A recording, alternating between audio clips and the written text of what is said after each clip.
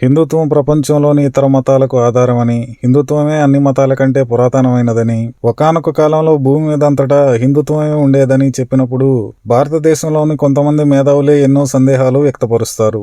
Egyptian, Sumerian, Babylonian నాగరికతలను పరిశీలిస్తే హిందుత్వ ఆనవాళ్లు కనిపిస్తాయి.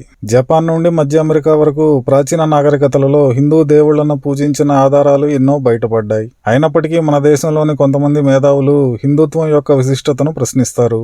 కానీ ఎంతో మంది విదేశీ చరిత్రకారులు, పరిశోధకులు హిందుత్వం యొక్క గొప్పతనాన్ని, ఇతర మతాల మీద హిందుత్వ ప్రభావాన్ని వివరిస్తూ ఎన్నో పుస్తకాలు రచించారు. అలాంటి వారిలో జేమ్స్ చర్చ్వార్డ్ ఒకరు. చర్చ్వార్డ్ భారతదేశంలో హిందుత్వం మీద ఎంతో పరిశోధన చేసి మనకు కూడా ఎంతో ఆశ్చర్యం గొలిపే ఎన్నో విషయాలను తన రచనల ద్వారా ప్రపంచానికి తెలిపాడు. అసలు ఈ చర్చ్వార్డ్ ఎవరు, హిందుత్వం గురించి ఆయన ప్రపంచానికి తెలిపిన విస్తుపోయే విషయాలు ఏంటి మొదలైన విశేషాలను ఈ వీడియోలో చూద్దాం.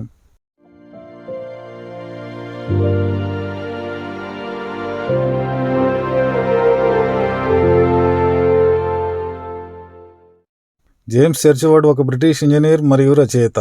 ఈయన భారతదేశం, ఆగ్నేయాసియా, శ్రీలంకలలో వివిధ నాగరికతల మీద ఎంతో అధ్యయనం చేశాడు. తన పరిశోధనల ద్వారా ఈ భూమి మీద 12,000 నుండి 50,000 ఏళ్ల మధ్య మూ అనే ఒక ఖండం ఉండేదని కనుగొన్నాడు. ఈ ఖండం గురించిన అనేక విశేషాలను లాస్ట్ కాంటినెంట్ ఆఫ్ మూ, the motherland of man, the children of మూ, ద సేక్రెడ్ సింబల్స్ ఆఫ్ మూ అనే పుస్తకాల రూపంలో ప్రపంచానికి అందించాడు. చర్చ్వార్డ్ భారతదేశంలో ఉన్నప్పుడు అతనికి ఒక పెద్ద ఆలయంలోని పూజారితో స్నేహం ఏర్పడింది. ఒకానొక సందర్భంలో పూజారి చర్చ్వార్డ్కి అతి పురాతనమైన 2 మట్టి పలకాలను చూపిస్తాడు.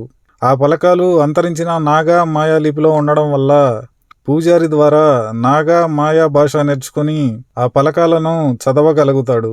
ఇవే కాకుండా మెక్సికోలో దొరికిన 2,500 రాతి పలకాలను అర్థం చేసుకోవడం వల్ల ప్రపంచం విస్తుపోయే విషయాలను కనుగొంటాడు.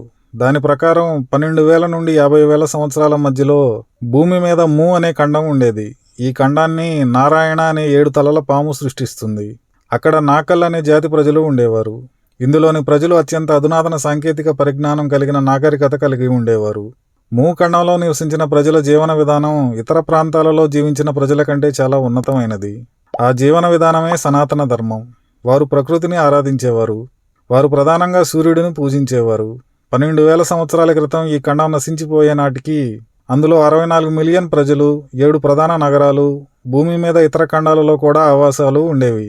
పసిఫిక్ మరియు హిందూ మహాసముద్రాల మధ్యలో ఉండే ఈ ఖండం భూకంపాలు, అగ్నిపర్వతాల విస్ఫోటనాల వల్ల నశించడం మొదలైంది. తర్వాతి కాలంలో పూర్తిగా నీటిలో మునిగిపోయింది. మూ ఖండంలో నివసించిన ప్రజలే ప్రపంచం నలువైపులకు వెళ్లి అక్కడ గొప్ప గొప్ప నాగరికతలకు పునాదులు వేశారు. వారే భారతదేశం, ఈజిప్ట్, గ్రీకు, మధ్య అమెరికాకు వెళ్లి గొప్ప నాగరికతలను అభివృద్ధి చేశారు.